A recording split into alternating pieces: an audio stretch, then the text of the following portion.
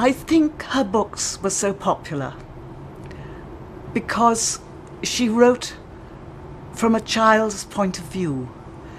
She wrote stories for children, what they might do, what they did do, but on their own, not with adults necessarily.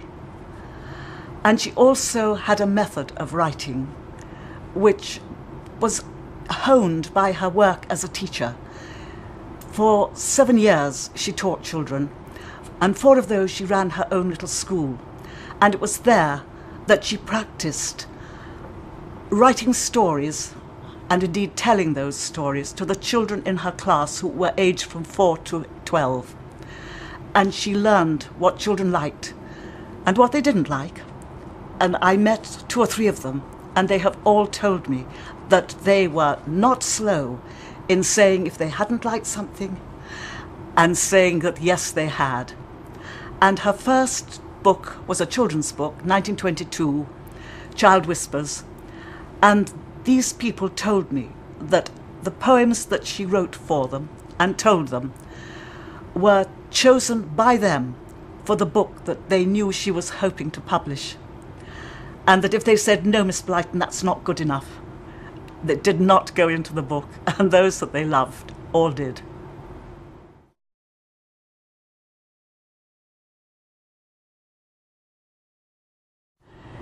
Enid Blyton was not proud of her work in the sense that she would want to boast of it.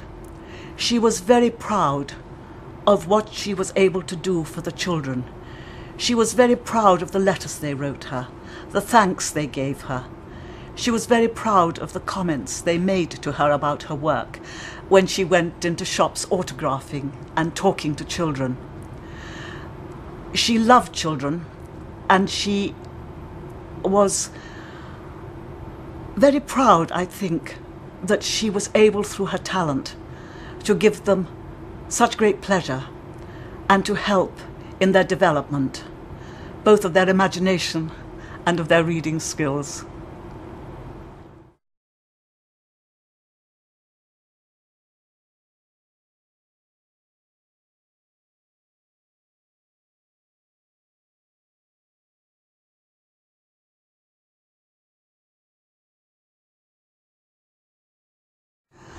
I don't think Enid Blyton had any idea that her books would still be selling, well, how many, 40 years after her death. When she was young, she decided to become a writer rather than a musician, which is what her parents wanted her to do. And so she started off writing articles for adults. And it was when she began teaching that she realized that she had a gift for telling stories for children. But to start off, the first 13, 14 years, she chiefly wrote educational work, religious work, nature work, and short stories in a little magazine she ran, and also in Teacher's World.